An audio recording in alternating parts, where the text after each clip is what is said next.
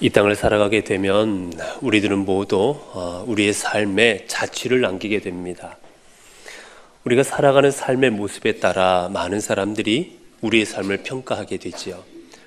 저 사람은 어떠한 삶을 살아갔구나. 저분은 어떠한 인생을 살아갔구나. 우리의 역사를 한번 돌아보더라도 얼마나 많은 분들이, 우리의 조상들이 이 땅을 거쳐갔고 많은 분들이 있었습니까? 우린 다 생각합니다. 그분은 어땠고 저분은 어땠고 저분은 어떤 사람이었다. 각자에 대한 판단들을 하며 우리는 그분들을 생각하지요. 오늘 우리도 마찬가지입니다. 우리의 인생, 내가 어떻게 살아갔느냐에 따라서 우리의 후손들이 우리를 평가할 것이고, 우리의 아버지가, 우리의 어머니가, 우리 할머니가 어떤 분이었구나, 그렇게 고백하게 될 겁니다. 요 근래 이렇게 보면서 참 우리 주변에 아름다운 인생을 살아갔던 한 여인이 있습니다. 바로 오드리 헵번이지요. 오드리 헵번은 그가 영화계에 데뷔를 한 이후에 많은 사람들에게 영화를 통해서 알려졌고, 그리고 많은 사람들에게 그 아름다움을 뽐내고 드러냈습니다. 그러나 우리가 특별히 오드리 헵번을 아름다웠던 여인으로 기억하는 것은 단지 그녀의 모습이 예뻤고 그녀의 출연한 영화들에서 아름다운 모습을 연출했기 때문에 그녀를 아름다운 사람이라고 그렇게 이야기하지만은 않는다라는 거예요. 많은 사람들이 이 땅을 거쳐갔던 영화 배우 중에 오드리 헵번이라는 그 여인을 아름다운 여인으로 기억하는 그 이유는 바로 은퇴하고 난 이후의 삶이 있었기 때문입니다. 그는 명성과 더불어 은퇴를 했지만 그는 그 이후에도 계속해서 활동을 하였습니다. 그 활동은 다른 게 아니라 유네스코의 대사로 활동하면서 곳곳에 어려움에 처해 있는 아이들, 기아와 난민으로 고난당하는 그 아이들에게 다가가서 그녀가 대장암으로 죽을 때까지 그 아이들을 돌보는 일에 헌신했기 때문이에요. 저는 지금도 기억에 남는 게 그녀가 아이들을 바라보고 있었던 사진, 그리고 그녀가 아이들을 안고 있었던 사진, 그 사진을 바라보고 있노라면 정말 아름다운 여인이구나. 로마에서의 휴일, 티파니에서의 아침을, 이런 어떤 영화에서의 모습보다도 그 모습이 가장 아름다운 모습으로 그렇게 우리들 마음에 와 닿았습니다. 그녀가 이렇게 아름다운 인생을 살아가며 그녀가 그녀의 마음속에 담아두었고, 그리고 자신의 자녀에게 너희들 또한 이렇게 인생을 살아라 라고 그렇게 담아두었던 인생의 시가 하나 있습니다. 바로 샘 레벤슨이라는 사람의 시인데, 그녀는 이 시를 늘 마음에 새겼고 그리고 자녀들에게도 이 시를 늘 들려주었다고 해요. 내용은 이렇습니다. 내가 만약 매혹적인 입술을 갖고 싶다면 너는 너의 입술로 친절한 말을 하거라. 내가 만약 사랑스러운 눈을 가지고 싶다면 너는 사람들의 좋은 점을 바라보아라. 내가 날씬한 몸매를 갖고 싶다면 너는 너의 음식을 배고픈 사람들과 함께 나누어라. 내가 예쁜 머릿결을 가지고 싶다면 하루에 한 번은 어린아이가 그 손가락으로 너의 머리카락을 쓰다듬게 하여라. 내가 아름다운 자세를 가지고 싶다면 너는 기억하며 걸어라. 내가 걸어가는 길이 결코 혼자 걸어가는 길이 아님을. 사람들은 상처로부터 회복되어야 되고, 낡은 것으로부터 새로워져야 되고, 병으로부터 치유되어야 되고, 무지함으로부터 교화를 얻어야 된다. 고통으로부터 구원받고, 또한 결코 그 누구도 버려져서는 안 된다. 기억해라. 너는 나이가 들어감에 따라 너의 손이 두 개인 이유를 알게 될 것이다. 하나는 자신을 돕기 위한 손이고, 또 하나는 다른 사람을 돕기 위하여 너에게 두 손이 있는 것을 알게 될 것이다. 이 말을 본인의 마음에, 그리고 늘 자녀들에게 들려주었다고 합니다. 그래서 본인 또한 이 말대로 다른 사람의 손이 되기 위하여 그렇게 인생을 마지막까지 살아갔고, 그리고 그녀의 자녀들 또한 이런 인생으로 살아가고자 노력하고 있다는 소식이 들려져 옵니다. 그 자녀들이 우리나라에 세월이 사건이 있었을 때 그 팽목항에 와서 함께 슬퍼하고 함께 아파했던 그 일도 우리가 다 뉴스를 통해서 들은 적이 있습니다. 사랑하는 성도 여러분, 여러분의 삶을 어떻게 마무리해 가시렵니까? 여러분의 인생을 어떻게 살아가시면 좋겠습니까?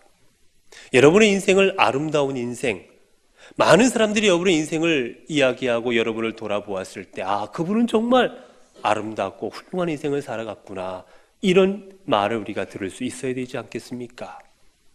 그러려면 여러분의 중심에, 여러분의 삶에 어떤 말을 여러분의 마음에 담아두고 살아가고 계십니까? 내 마음에 담아둔 그 말이 내 삶의 방향을 정할 것이고, 여러분의 삶에 담아두고 있는 그 말씀이 여러분의 삶의 기초가 될 것입니다.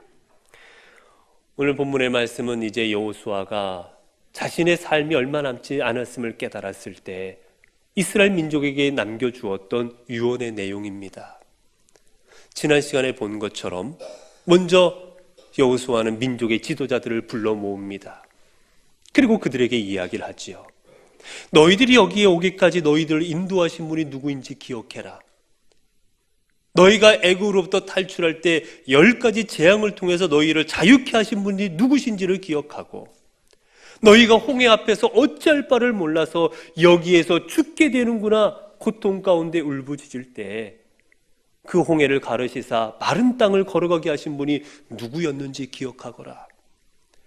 그리고 너희가 아무도 없는 광야길을 걸어갈 때 그 아무도 없는 광야길에서 너희에게 물을 내어주시고 너희에게 만나와 메추라기를 먹여주셨고, 그리고 불기둥과 구름기둥으로 너희들을 지키시고 보호하시고 인도하신 분이 누구이신지 너희들은 기억하거라.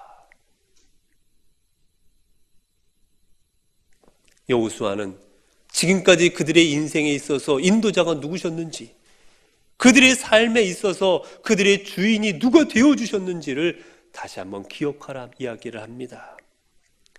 이유는 바로 여호수아 사후에도, 여호수아가 하나님의 부르심을 받은 이후에도 여전히 그들의 주인으로, 그들의 인도자로 하나님을 삼고 그렇게 믿음의 길을 걸어가고자 그렇게 권면하여 주었던 것이지요. 그리고 이야기합니다. 너희가 너희의 인도자가 주님이신 줄 깨달았다면 다른 거 하지 말고 첫 번째 먼저 하나님께서 주신 말씀을 너희의 중심으로 삼고 그 말씀을 지켜 행하라. 하나님께서 주신 말씀만이 너희에게 생명이 될 것이고, 그 말씀만이 너희를 변화시키는 능력이 될 것이고, 너희를 구원하는 말씀이 될 것이고, 너희를 치유하는 말씀이 될 것이니 너희들은 다른 것보다 하나님께서 주신 율법의 그 말씀을 꼭 지켜 행하라고 그렇게 백성들에게 권면하여 줍니다. 그리고 이제 오늘 본문을 통해서 이들에게 두 번째 유언을 남겨줍니다. 오늘 7절을 읽어보게 되면 이렇게 이야기하지요. 너희 중에 남아있는 이 민족들 중에 들어가지 말라. 그들의 신들의 이름을 부르지 말라. 그것들을 가리켜 맹세하지 말라. 또 그것을 섬겨서 그것들에게 절하지 말라.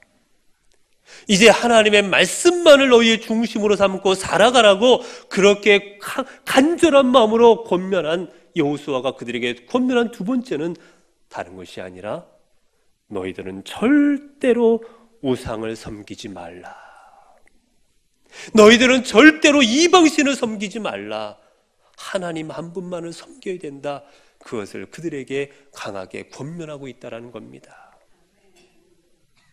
오늘 본문 속에서 우상을 섬긴다는 게 무엇인지, 우상을 섬기지 않으려면 어떤 것을 안 해야 되는 것인지 오늘 여호수아는 먼저 네 가지로 이야기합니다. 오늘 본문의 첫 번째는 이야기하지요.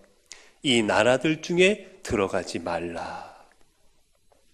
너희가 가나안 땅에 들어가게 됐을 때 거기에 여러 민족들과 나라들이 있는데 그 나라들에 절대로 들어가지 말아라 라고 이야기하고 있습니다.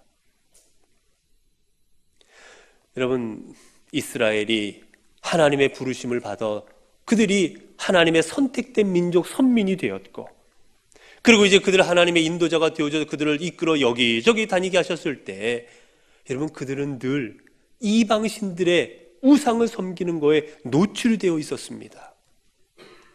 유일신만 섬기는 것은 그들 하나뿐이었고, 어디를 가든지 바알과 아세라와 수많은 신을 섬기는 그 사람들 틈새에서 그들은 살아가야 됐던 거예요. 특별히 여러분, 애굽에 잡혀갔을 때 그 애굽은 다신의 사회였습니다. 우리가 잘 아는 것처럼 고양이 사후에 고양이를 섬기기도 하고, 그들은 힘이 있고 그들을 아주 능력 있게 이끌어 줄 것 같다 생각하여 황소를 섬기기도 했고, 뱀을 섬기기도 했고, 그들은 무엇인가 좀 특별해 보이는 것은 다 섬겼어요. 그 피라미드에서 발견된 비문을 보게 되면 그들의 신들의 이름을 적어놓은 것이 있는데 무려 200가지가 넘습니다. 그렇게 많은 신을 섬겼던 게 그 애굽이었어요. 거기서 400년을 살면서 얼마나 많은 이방신들 섬기는 모습을 보아왔겠습니까?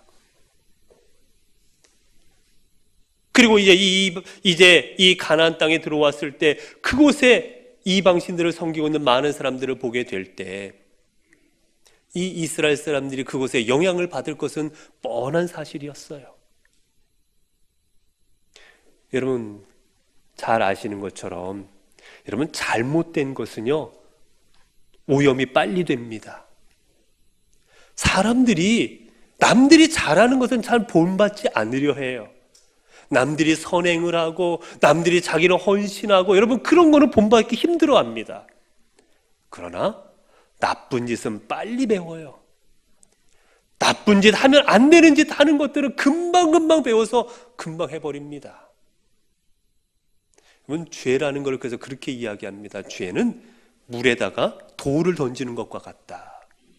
여러분 돌을 던지면 어떻게 됩니까? 거기서 풍 하고 돌이 떨어지고 나면 물결이 치잖아요. 이 물결이 어떻게 됩니까? 저 반대편까지 가는 거예요. 출렁출렁이다가 그 물결 치는 게 반대까지 연결이 됩니다. 죄라는 건 같이 있다 보면 물드는 거예요. 그래서 우리말에 그런 말이 있지요. 금묵자흑이라. 묵을 가까이 하면 나도 거머쥘 수밖에 없다라는 거예요. 그렇게 그것을 누구보다 잘 알고 있는 하나님께서는 너희는 절대로 이방 신들을 섬기는 저 나라들에 들어가지도 말라라고 하는 겁니다. 그들과 접촉하지 말라라는 거예요.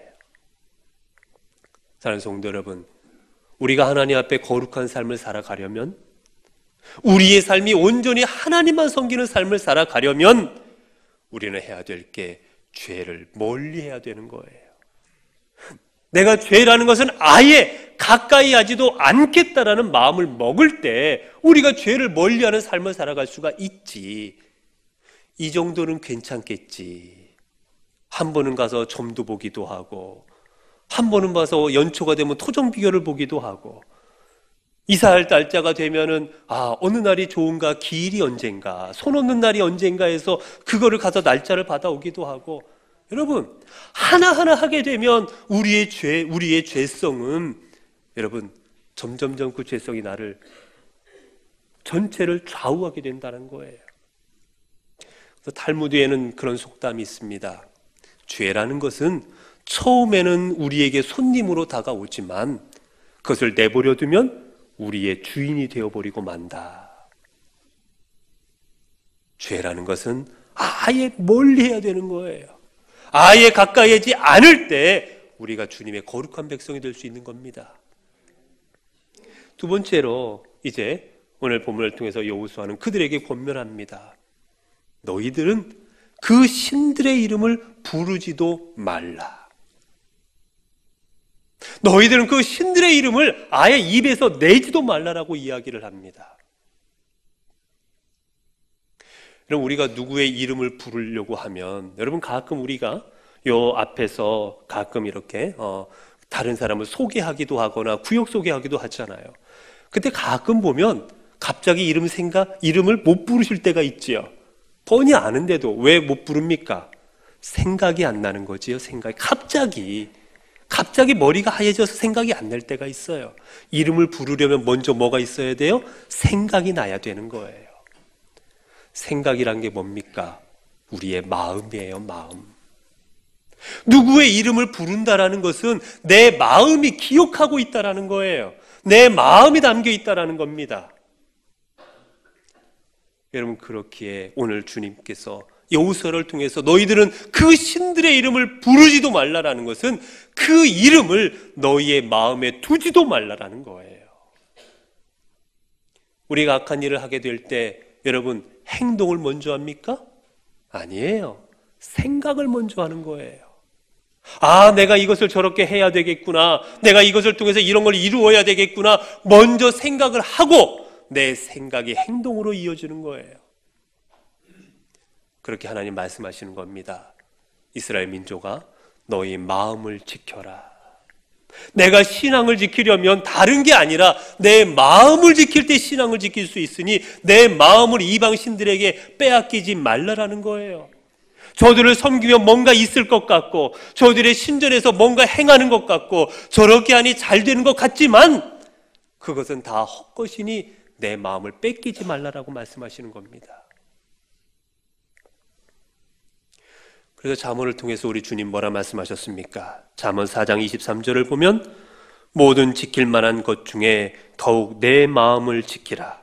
생명의 근원이 이에서 남이니라. 여러분, 우리의 신앙, 우리의 생명, 마음에 있습니다. 우리의 마음을 지킬 때 신앙을 지키고 우리가 온전히 하나님을 섬길 수 있음을 여러분 꼭 마음에 새겨두시기를 바랍니다. 그리고 오늘 세 번째로 또한 이야기합니다. 너희는 그 신들의 이름으로 맹세하지 말라. 맹세하지 말라. 이런 맹세라는 게 뭐예요? 맹세라는 건 다른 게 아닙니다. 내가 이것을 꼭 지키겠다고, 내가 이것을 꼭 행하겠다고 우리가 확증의 말을 하거나 아니면 확증하는 의식을 하는 거예요. 내가 뭘 걸고 내가 꼭 한다고 그렇게 사람들 앞에서 공언하는 겁니다. 그래서 여러분 어떻게 합니까? 참 시대가 갈수록 복잡해져요. 제가 어렸을 때만 하더라도 여러분 약속하면 어떻게 하는 줄 아십니까?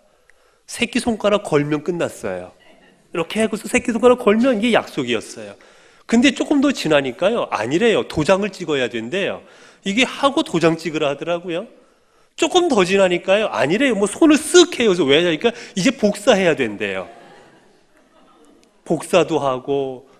여러분 점점 갈수록 더 많아져요.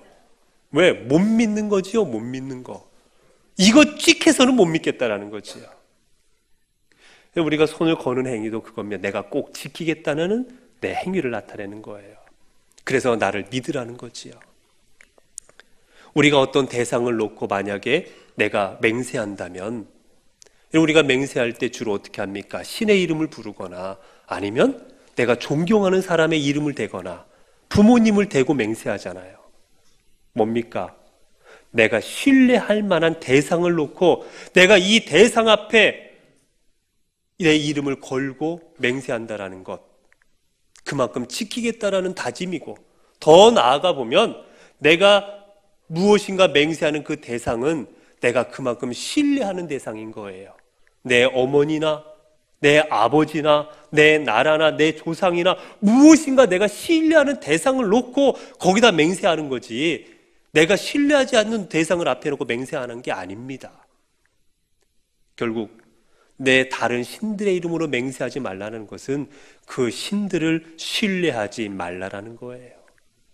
내 마음에 다른 이방 신들이 너를 뭔가 해줄 것 같은 신뢰감을 두지 말라라는 겁니다. 사랑하는 성도 여러분, 우리가 하나님을 믿는다라는 게 뭡니까?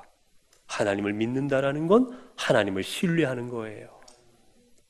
하나님께서 나를 보호해 주시고 나를 인도해 주시고 내게 구원자가 되어 주시고 나를 영생의 길로 인도하여 주시고 나를 버리지 아니하실 거라는 믿음이 있기 때문에, 신뢰하기 때문에 우리가 하나님을 믿죠. 우리가 만약 하나님이 때가 되면 마음에 안 맞으면 나를 버려버릴 것이고, 내가 열심으로 믿음 생활했는데 나를 천국으로 인도해 주지 않을 것이라면 우리가 왜 하나님을 믿겠습니까? 왜 이 시간 나와 예배 드리겠어요? 하나님을 신뢰하기에 우리가 믿는 겁니다. 여러분, 그러나 여러분, 이방신들은 우리가 신뢰할 수 있는 대상이 아닌 겁니다. 왜요? 이방신들은 참신이 아니기 때문입니다. 우리를 사랑하사 독생자 예수 그리스도를 우리에게 보내주시기까지 우리를 구원하시기 위해 노력하시는 분은 하나님 한 분이신 거예요. 다른 이방신들이 하는 건 다 그게 아니라는 거예요. 그들이 하는 일은 우리를 죄악으로 이끌어가고 우리를 잘못된 길로 이끌어가서 하나님으로부터 떠나게 만드는 것, 그게 이방신들이 하는 겁니다. 그리고 가장 중요한 것, 그들에게는 우리를 구원할 만한 힘과 능력이 없다라는 겁니다. 오직 하나님 한 분만이 우리를 구원하실 수 있는 능력이 있는 거예요. 이스라엘의 역사 가운데 보면 이들이 큰 실수 하나 했던 게 있습니다. 뭐냐면 블레셋과의 전쟁 중에서 이들이 한 번은 언약궤를 빼앗겨 버립니다. 그들이 방심하였다가 그들이 언약궤, 하나님의 임재, 하나님께서 함께 하시는 상징인 언약궤를 그들에게 블레셋 민족에 빼앗겨 버려요. 블레셋 사람들이 이걸 가져다가 어디다 둬야 되나 하다가 그들이 섬기었던 다곤 신상에다가 언약궤를 거기다가 안치합니다. 하나님도 신이고 다곤 신도 신이니까 함께 여기서 같이 계셔라, 그 말이겠지요. 블레셋 사람들이 다음날 아침에 나가보니 다곤 신상이 엎드려져 버렸어요. 넘어져 있는 겁니다. 이들이 깜짝 놀라서 누가 간밤에 와서 이랬는가 싶어서 다시 신상을 세워놨어요. 그리고 다음날 아침 나가보니 이번에는 손과 발과 머리가 다 잘려가지고 몸뚱이만 넘어져 있습니다. 바로 하나님이 하신 거예요. 나만이 참된 신이고 이 모든 것은 우상이고 모든 것은 쓰러져 버릴 것이고 모든 것은 내 아래 있다라는 것을 드러내시기 위하여 하나님이 행하셨던 거지요. 그래서 블레셋 사람들이 두려움에 떱니다. 우리가 하나님을 잘못 우리가 섬기는 신을 넘어뜨리는 저 하나님 우리가 여기다 데리고 모셔왔구나. 그렇게 우리는 오직 나를 구원하시고 나를 생명을 이끄실 하나님 한 분만을 신뢰함으로 나아가야 될 것입니다. 그리고 본문에서는 네 번째로 이야기를 합니다. 네 번째로 그것들에게 절하지 말라. 이방 신상들에게 절하지 말라. 여러분, 절한다라는 건 뭐예요? 경배한다는 의미입니다. 복종한다는 의미예요. 더 나아가면 섬긴다라는 의미입니다. 그래서 말씀에 말합니다. 그것들을 섬겨서 절하지 말지니라. 그들에게 절하지 말라 하십니다. 그들을 섬기지 말라 하십니다. 오직 하나님 한 분만을 섬기라 하십니다. 여러분, 우리가 하나님 한 분만을 섬기고 하나님 한 분만을 우리가 그분만에게 절한다라는 것, 여러분 이게 어떤 의미입니까? 오늘 우리가 말씀 속에서 우리가 우상을 섬긴다라는 게 어떤 의미가 되는지 우리가 두 가지로 볼 수 있는데, 하나는 여러분 이방신을 섬긴다라는 것, 우리가 우상을 섬긴다라는 것, 그건 다른 게 아니라 여러분 내가 하나님 이외의 것을 삶의 목적으로 삼는 것, 그게 우상 섬기는 겁니다.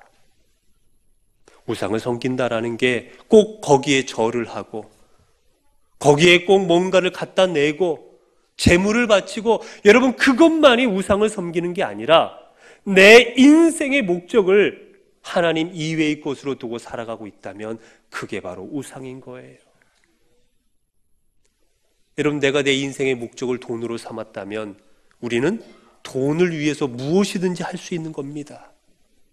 돈을 위해서라면 가족도 팔고, 돈을 위해서라면 내 몸을 상하게 하기도 하고, 사람을 배신하기도 하고 속이기도 하고 때로는 죽이기까지 하는 겁니다. 그리고 하나님을 버리기도 하는 거예요.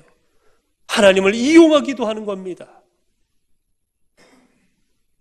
내 삶의 목적이 건강이라면 건강을 위해서 모든 거 하는 겁니다. 주일을 섬기지 아니하고 주일날도 가서 운동을 하고 주일날도 뭔가를 해야 되고 하나님을 내 건강 위해 버려버리는 수도 있는 거예요. 그리고 내 인생의 목적이 권력이라면 권력을 위해 다른 사람의 생명조차 아무것도 귀하지 아니한 겁니다. 우리가 잘 아는 네로 황제가 있습니다. 네로 황제가 되기까지의 과정을 보게 되면 참 여러 일들이 많았는데 그 황제가 되는 데 있어서 가장 큰 역할을 감당했던 게 누구였냐면 바로 어머니였어요. 네로의 어머니 아그리피나라는 그 어머니가 있었습니다. 이 아그리피나는 그 어렸을 때 그 권력 투쟁에 의해서 가족들을 다 잃어버려요. 가족들이 죽고 막 그럽니다. 그리고 3살밖에 되지 않았을 때부터 늘 죽음의 위협에 시달렸어요. 자신들을 대적하는 사람들로부터 언제 죽을지 몰라서 늘 두려움에 떠는 삶을 살아갔습니다. 그래서 결심하지요. 내가 꼭 권력을 가지리라. 내 자신을 지킬 수 있는 권력을 갖겠다. 그녀가 다짐을 합니다. 그리고 결국 노력해서 여자로서 가장 오를 수 있는 황후의 자리까지 오릅니다. 황제의 아내가 된 것이지요. 이런 황제 아내가 되었으니 뭐가 두렵겠어요?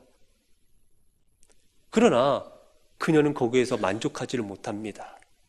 그래서 자신의 남편을 죽여버리고 맙니다.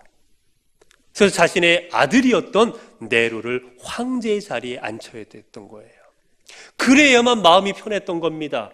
남편도 못 믿었던 거예요. 내 아들만이 나를 지켜줄 수 있고 저 아들이 나를 굳건히 할 수 있다 생각해서 남편을 죽이고 아들을 황제의 자리에 올립니다. 결국 그녀의 인생이 어떻게 되었는지 아십니까? 그녀 또한 자신의 황제권을 강력히 강화시키려는 네로 황제, 즉 아들에 의해서 죽임을 당하고 말아요. 권력을 위해서는 남편도 소용없고 권력을 위해서는 자기의 어머니도 다 소용없었던 것이지요. 여러분의 인생의 목적을 무엇으로 삼고 살아가십니까? 여러분의 인생의 목적이 무엇이라 생각하십니까? 우리 하나님께서 우리에게 말씀하십니다. 이 백성은 내가 나를 위해 지었나니 나를 찬송하게 하려 함이라. 그는 너희가 먹든지 마시든지 무엇을 하든지 다 하나님의 영광을 위하여 하라. 성도 여러분, 하나님께서 우리에게 주시는 삶의 목적은 단 하나, 하나님의 영광을 위하여 살아가라는 겁니다. 내가 밥을 먹는 것도, 내가 마시는 것도, 내가 일을 하는 것도, 내가 하는 모든 일들이 나를 위한 것이 아닌 하나님을 위하여 하라.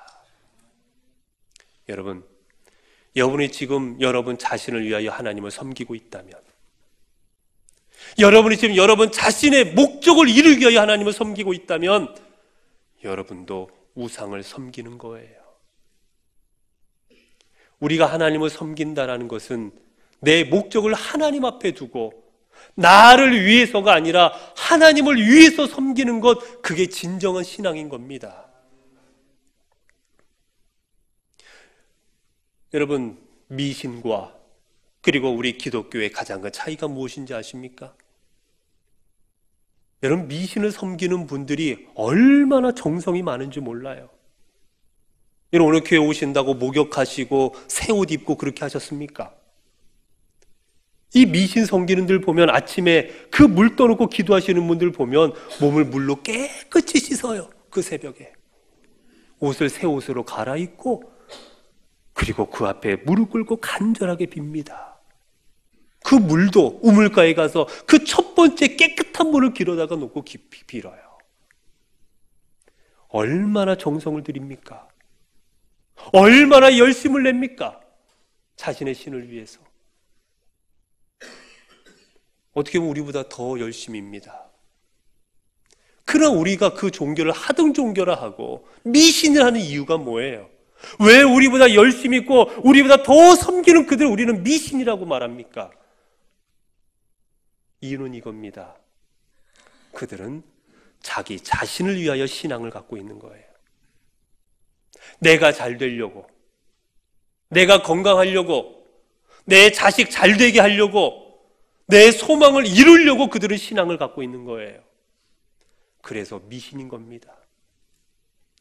오늘 우리는 내 자신을 위해 믿는 게 아닙니다. 하나님을 위하여 믿는 거예요. 내 삶을 통해 하나님 앞에 영광이 되어야 되고, 내 삶을 통해 하나님 앞에 순종해야 되고, 내 삶을 통해 하나님의 말씀을 이루어야 되기 때문에 신앙을 갖고 있는 거예요. 우리가 이 자리에 나와 있는 것도 나를 위한 것이라면 여러분은 하나님이 아니라 우상을 섬기시는 겁니다. 그렇기에 우리는 온전히 하나님을 섬기는 자가 되어야 됩니다. 나를 위해 섬기는 게 아니라 하나님을 위하여, 하나님의 영광을 위하여 이 자리에 나와서 주님을 경배하는 것, 그게 온전한 하나님에 대한 섬김입니다. 사랑하는 성도 여러분, 이제 2018년도도 이제 12월 이제 한 달밖에 남질 않았습니다. 이제 오늘은 예수님께서 이 땅에 오시는 것을 기념하기 위한 대림절 첫 주간입니다. 우리 주님께서는 이 땅에 우리의 빛이 되시고자, 우리의 구원자가 되시고자 저 높은 하늘나라에서, 저 하늘에서 낮고 천한 모습으로 이 땅에 와 주셨습니다. 비록 이 땅에서 화려하게, 이 땅에서 많은 사람들에게 높임받는 삶은 아니셨지만, 우리는 비참하게 십자가에 달려 돌아가셨지만 우린 예수 그리스도의 삶을 가장 아름다운 삶이라 합니다. 왜냐하면 그분은 온전히 하나님을 섬기셨기 때문입니다. 오늘 우리도 이제 대림절을 맞이하여 여러분의 삶이 하나님 앞에 아름다운 인생들이 되시기를 바랍니다. 예수 이 땅에 오시사 우리를 비춰주신 예수 그리스도의 빛이 여러분의 심령을 비추시기를 바랍니다. 그 빛이 여러분의 인생을 비추시기 바랍니다. 그리하여서 내 안에 우상의 모습들을 내려놓으시고 하나님 앞에 거룩한 모습으로, 온전한 모습으로 주의 이름을 높이는 삶을 살아가시는, 하나님을 섬기시는 저와 여러분 되시기를 바랍니다.